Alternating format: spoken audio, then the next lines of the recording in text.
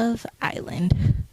Love Island is the freaking devil, okay? The capital D devil. Alright? Nothing can convince me that Love Island is not. And this is coming from somebody who's not even a reality TV watcher. Okay, I don't watch reality TV. I'm not a reality TV type of girly. The last time I watched reality TV was Bad Girls Club, season 9.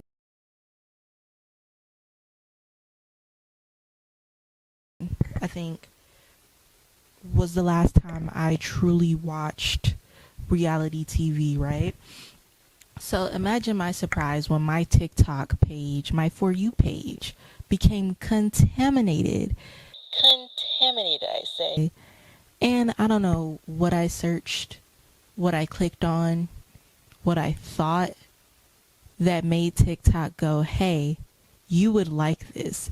Because imagine my surprise when I scroll to the next video and I just see this white man licking this gorgeous black woman's foot.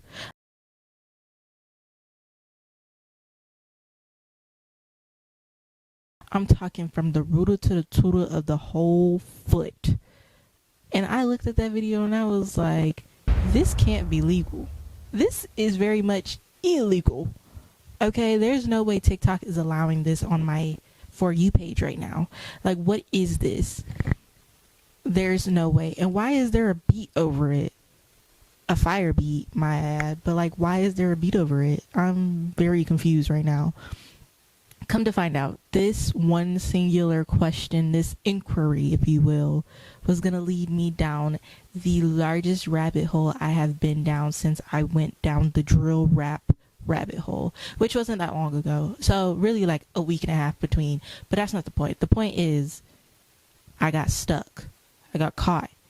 And me being me, it's easy to do that. It's easy to get my attention hooked on something, especially when it's quality TV.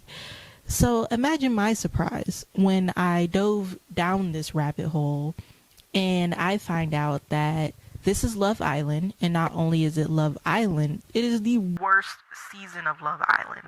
From the OG Islanders, or the OG Islander watchers, a lot of people were saying this is the worst freaking season of all time. They hate it. They were bamboozled, whatever you want to call it. And I was like, well, why would anybody be saying this about Love Island? So I was like, this sounds like something that can take the pain away for a little bit. And that it did. It did. But now it's unhealthy because it's over. And now I don't know what to do. I'm still searching for breadcrumbs, okay? Somebody help me, please. I might need to go to the psych ward. Huda, I will see you there. Too early? I don't know. Honestly, too late. So, I'm not a reality TV watcher as stated previously. I think if I stated it previously, all the information that we're going to be discussing, all the rants that I'm going to go on in this video is solely based off of what I've seen on TikTok and the tube of you, okay? And threads. I did not go and watch any of this stuff like for my own, to develop my own like true core feelings. Now granted, I still develop my own true core feeling. Like for a lot of the season 7 stuff specifically, it was just kind of like whatever I was digesting, and then within what I was digesting, what I thought of, or what I actually dove into, because not everything that I came across I went into. Okay, serious to me. Okay, I just wanted to see what this Nicolandria shit was, and not knowing I was joining a whole entire cult by doing that. But that's okay. That's okay, because I needed the serotonin boost. Thanks guys. Nicolandria and what? 5. Thank you so much. Okay, so the first thing we're going to talk about in this video is how we got here. So when I was diving deep, I was like, well, why are we hating on this season? Like, what made y'all hate on this season? That was another rabbit hole in itself. Now we're at season 6. Okay, we're going back in time. I was like, okay, so a lot of people are saying that they watched season 6 beforehand, right? And this is what really got them into the show. So I was like, okay, let me like dive in. Not knowing that season 6 is where Miss Serena and Cordell came from. Now I love me some Cordina, I think is their ship name. I love me some them. Okay, the first time I saw them was not Love Island. The first time I saw them was a photo shoot that they did. And I was like, this is a fine couple. And that's the first time I knew their names, Serena and Cordell. Because, you know, when you see a hot picture, you got to be like, who are these models? And that's what I did. Beautiful, beautiful couple. I love them. They're my true Shaylas. I know I'm saying my Shaylas for Nicolandria, but like, they're all my Shaylas. Anyway, so I was like, okay, I'm going to pause on diving into season 7 right now, especially because it's ongoing. So everything's not even like out and about right now. So I was like, let me dive into season 6. That was a season. That was a banger. And honestly, I think even though we're like boycotting Peacock after what they pulled with season 7 with a lot of the shit that we'll be talking about, I still kind of want to go back and watch season 6 like in its entirety. Like I want to see that shit for myself. I don't know if I still will do that. Right. Okay. So my biggest takeaways from season 6 from somebody who did not fully watch the show. First of all, I just want to say Serena and Cordell, like I already said, I love them. They were what Love Island is about. And just by finding out about them, seeing Serena's crash outs, Cordell's mistakes, Cordell's love for Serena literally forming in real time, the fact that Cordell was defending Serena taking accountability for not showing like how much she truly liked him, but she had her reasons, it sounds like. So I can't really fault my girl for that, because if I had been done wrong so many times in the past, I too would be very, very cautious, especially on a dating show. The whole point is for you to find love. You put all your eggs in one basket and you're kind of screwed, right? So I don't fault her for that. I see why so many people watched season 6 and now they're upset with season 7, because they're up until recently, up until the 3 weeks before the finale, there was not a couple that had substance, like true long-lasting substance, except for Ace and Shelly. But y'all booted them out of here. So now people really hate season 7. But anyway, we'll get to that later. I also, from season 6, there was a true... So in season 7, they were talking about girl code, girlhood, whatever. But season 6 was the true epitome of girlhood. And it didn't even need to be like said.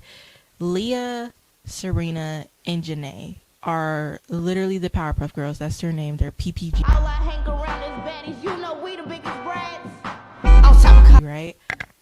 They earned that name because the way they had each other's back, they argued like sisters, but they still loved each other and they had each other's back. There was no lying. From what I saw, remember this is from what I saw, feel free to correct me, but from what I saw, there was nothing grimy being done between those 3 girls. Yes, they argued, especially Leah and Janae, but they came back stronger than ever each time, and they were never like hateful towards each other. They were always happy for each other. I never saw a clip of them looking like suspicious towards each other, if that makes sense. Like, you know, like, ooh, from the outside looking in, these girls are kind of, somebody got an ulterior motive here, and I'm not sure which one it is, but one of them got an ulterior motive. I never got that vibe from them, and I loved them for that. And that was one of the reasons why I wanted to see the season, because I wanted to see beginning to end, like, or beginning to present, I guess, for how they became such a girl group, because I love them. And not only do I love them because of their friendship, I love them because they weren't the only 3 to stand on business this season. Majority of the girls stood on business that season, but they stood on big business, okay? Because after the Casa Amor shit, they stood on big business.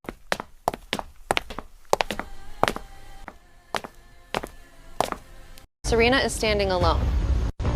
How does that make you feel, Cordell? Not good.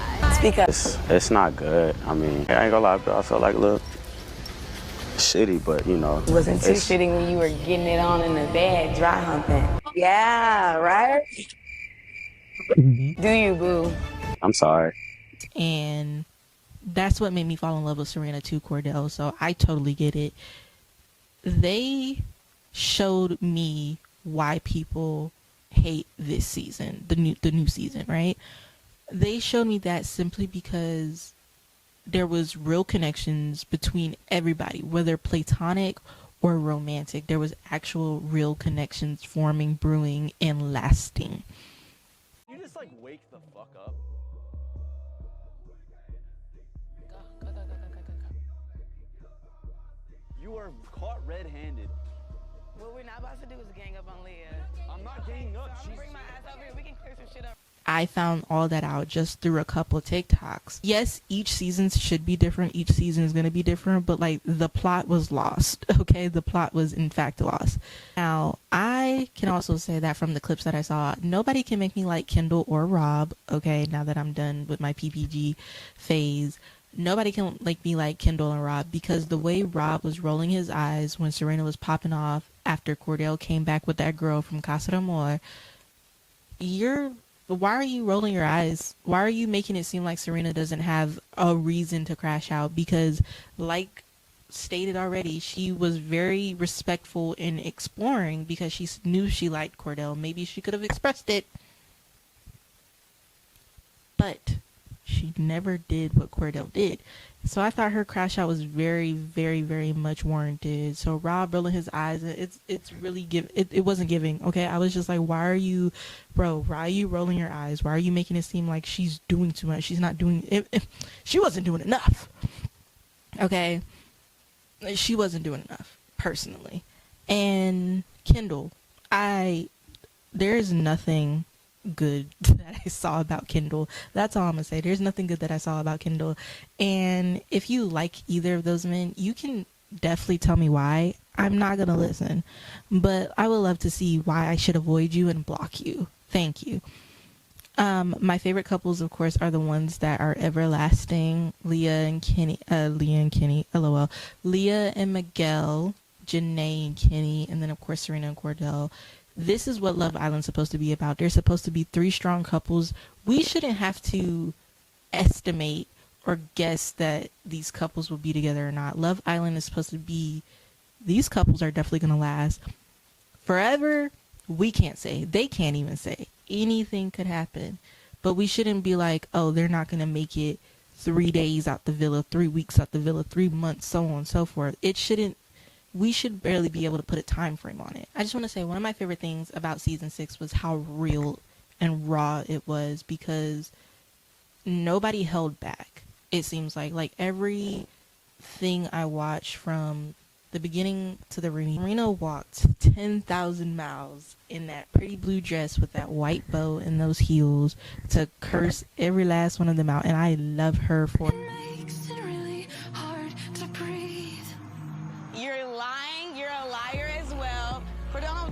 I see why people were obsessed with this season, because who gonna walk 10,000 miles because she's so angry, and she gonna, like she said, y'all gonna feel her, and that they did.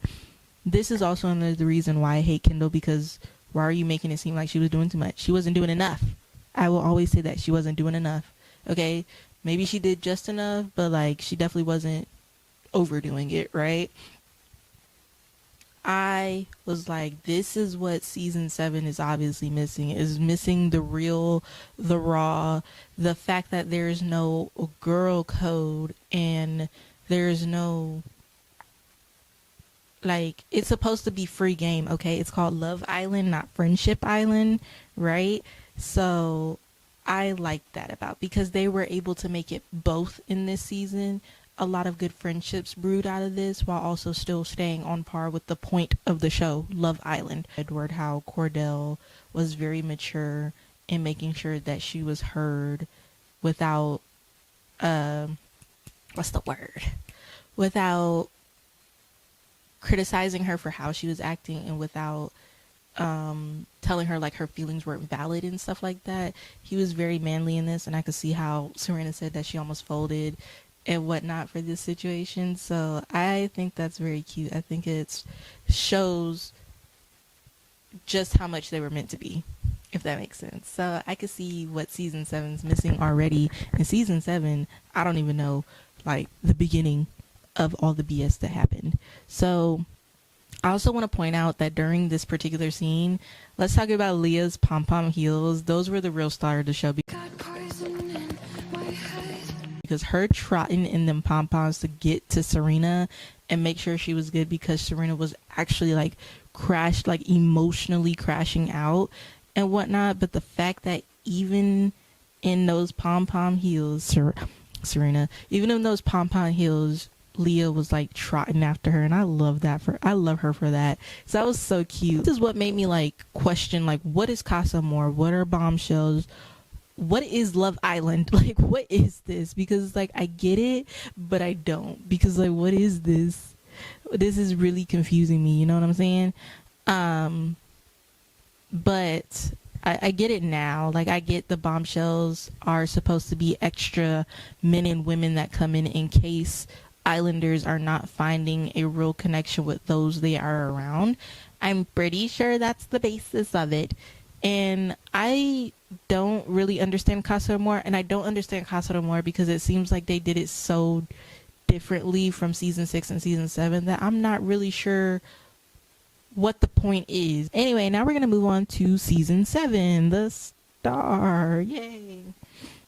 My key points from season 7, just from seeing the clips that I've been seeing: Nicolandria, Shelley's, Alondria and Shelley's friendship in that damn blanket, Nick's yearning for Alondria since day one, like literally day one. Huda's a weirdo.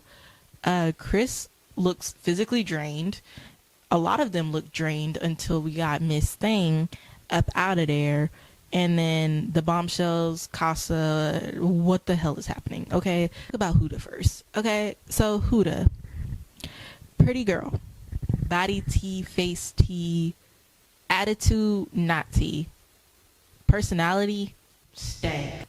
Okay, I don't think Huda's an inherently bad person. Like, I don't think she intends to be a bad person, but that doesn't mean she should treat the Islanders the way that she treated them, based off of what I've heard and what I've seen. Hey, backroom cam here. This was filmed before Huda went on the Call Her Daddy podcast, and before they got out of the villa, and before Nick started being chronically online and everything of the nature. So my point still stands. Huda needs to go to a psych ward and a therapist, but I take back that I don't think she's an inherently bad person, because I think she knows exactly who she is. She just refuses to get help for it. In the fact that a lot of her stuff was being protected, like she was being made to look so good in the edits and stuff like that, when really she was the menace of the village. Personality, she's emotionally abusive, she's emotionally manipulative. It seems like if she had the opportunity, she could get physical. I don't know. That's just based off of her actions with slamming stuff, allegedly slamming stuff, because it wasn't shown. She was allegedly slamming stuff like drawers and things like that. Like, if she has to, same thing with, I think Chris took his, I don't know who it was. So one of the men took their anger out on like inanimate objects, as she did.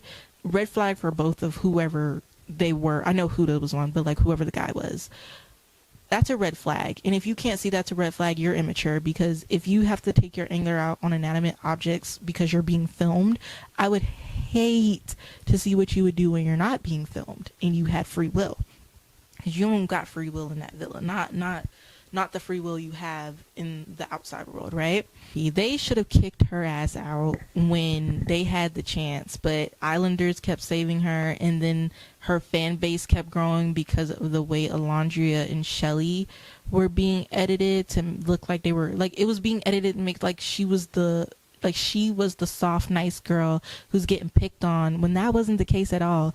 Come to find out, Shelley was the one who was crying the most in the villa, but we never saw Shelley cry once. I ain't never seen a video of Shelley like crying as much as she said she did. But you know who I saw crying? Huda. Okay, Huda and Amaya. Now, I don't have much to say about Amaya because I didn't really dive deep into her or her storyline or anything that has to do with her in the villa. I know her and Ace got into it and whatnot, and it made both of them look bad, but now they're cool, so I don't really have much to say on that. But I don't like the way Huda moved. I don't like what I've seen of Huda. And I don't like the fact that there's been so much said by Islanders who are already out of the villa, basically already admitting that Huda was doing too much in that villa. She was lying. She was doing too much with Ace, and that warranted Shelly's response that we only got a tidbit of. It made her look like a mean girl. That's where we're gonna end it, okay? Because if I talk about Huda any longer, it might make my head explode, because I don't know how they didn't send her home. Because if a man acted a fraction of the way Huda acted, the cursing, the emotional abuse, the verbal aggression and stuff like that, if any man acted the way that she acted like that, whether in real life or on TV, I bet you their ass would have been booted. But they wanted to set up this redemption arc for her, and it didn't work. Obviously it didn't work. Made it to the final four, not even in a couple anymore. Insane. But let's move on to the real star of the show, Nicolandria. She say fish your shirt, wear your gun shown. I say fish your shorts, wear your butt shown. From day motherfucking one, Nicolandria was brewing. So if you think that Nicolandria is fake, I hate to say it, but you don't get it. And if you don't get it, that's fine. Just keep your comments to yourself at this point. Nicolandria is literally the definition of a slow burn of friends to lovers, with the cute clueless girl who doesn't know that the guy wants her. But in this case, they didn't have, the right people around them to say like, hey, I think you guys should link, because they were always being blocked with their connections. Nicolandria was closed off because she wanted a specific man. She wanted a black man, a country black man, because that's what she's grown up on. She didn't even fathom the thought that maybe she might be with a white man one day. But out of all the trials and tribulations that they went through, they finally ended up together, and it is the most beautiful thing I've seen. If we would have just let them get together in the first place, this could have been an actual good season of Love Island. If they would have kicked Huda off, eventually, who was going to get kicked off regardless. That I don't think that was going to change. And then they ended up together and whatnot, because Taylor was going to act the way he was going to act regardless of who was in that villa. If all the other stuff would have happened sooner, we would have got them sooner, and we would have been able to see this sooner. Now, Alendria is so cute talking about how we ain't see it or whatnot. Nick talking about some girl. I've been trying to send the signs. I choose you for every challenge. I kiss you whenever I get the chance. I let you lead the conversation so I can see where you're at. He was trying to do his big one, but she just wasn't catching it. Now she's catching it. And I hope they last, because they are so cute. They are just like the cutiest patooties. I get the feelings. I feel like I'm a teenager again or something. It was different. I liked it. Honestly, I like him.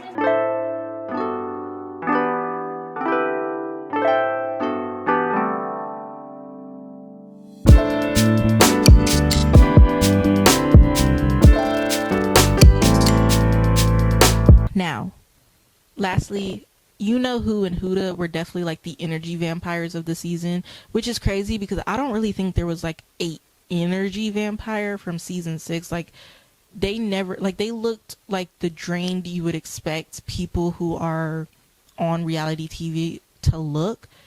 But for season 7, they looked like out of it. When Miss Girl left, the Islanders lit up. They lit up. I saw that from somebody who only watches clips on TikTok and Threads. She was doing something, okay? She was doing something, and it had a dark cloud. But the cloud of sunshine didn't last long, because then Huda's still there, and then Huda started acting the way Huda does.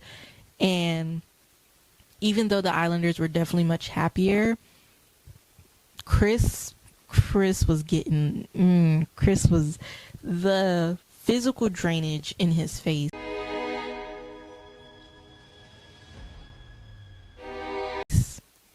was really sad to see. Like that, like I get it. reality TV takes a toll on the people and whatnot, but that was sad to see. It was just like, y'all really let, like, he's practically like his body, mind, soul, heart, whatever you want to say, was practically begging to get up out that villa, and y'all let them make it to the Final Four just for them to break up.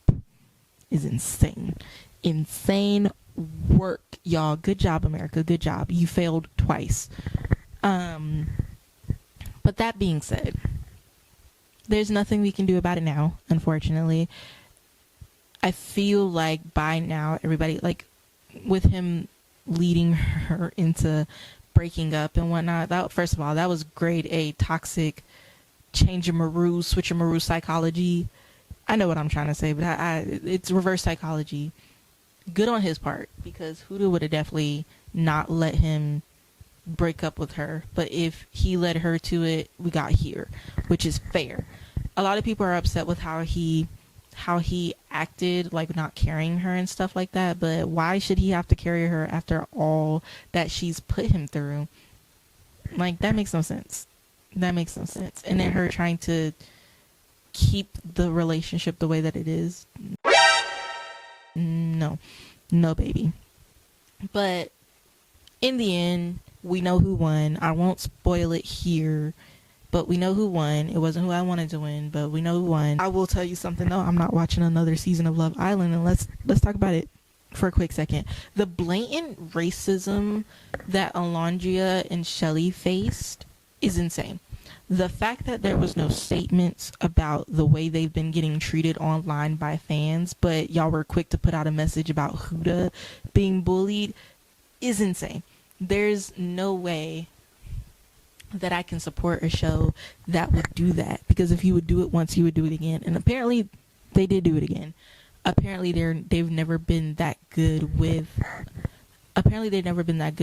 the racism that a lot of their black casts face, especially the darker skin cast.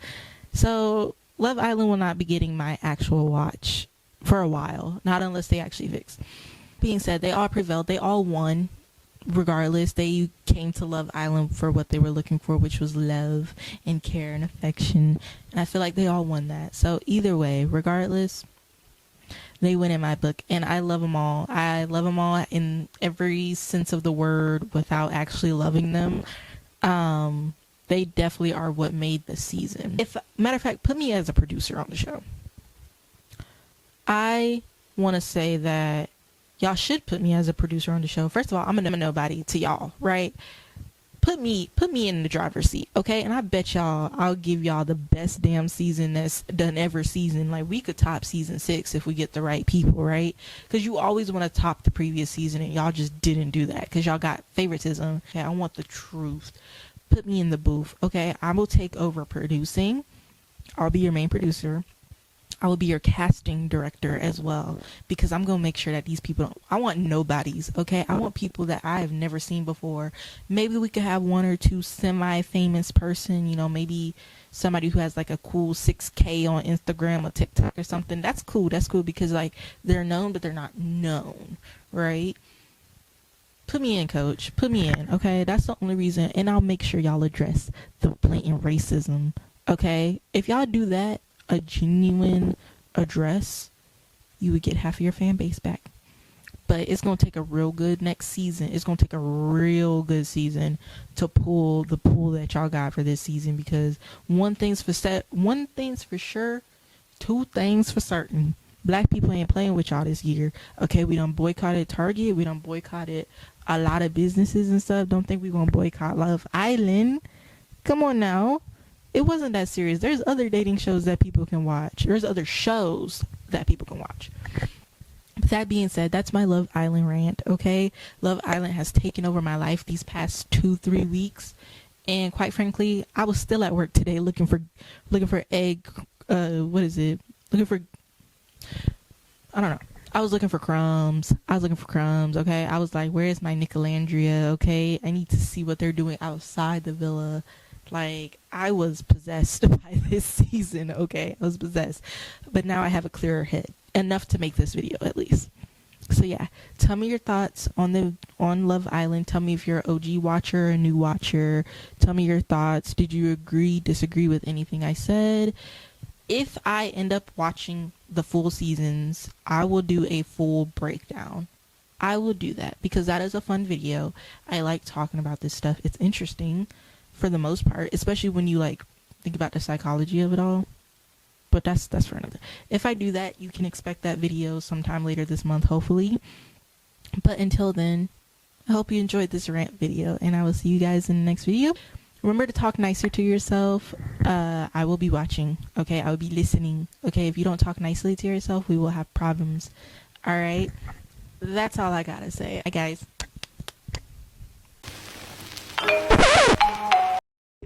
I also found out that Olandria's name is pronounced Olandria, not Olandria. So I pronounced it wrong this whole video, but I'll do better next time, swear. Also, I couldn't remember what my little slam poetry was when I first filmed this video, and it didn't work. But if I remember correctly, I think I did Serena and Cordell for life. Shelly and Ace still fine, and Nicolandria is in 5. Thank you so much. Okay, bye.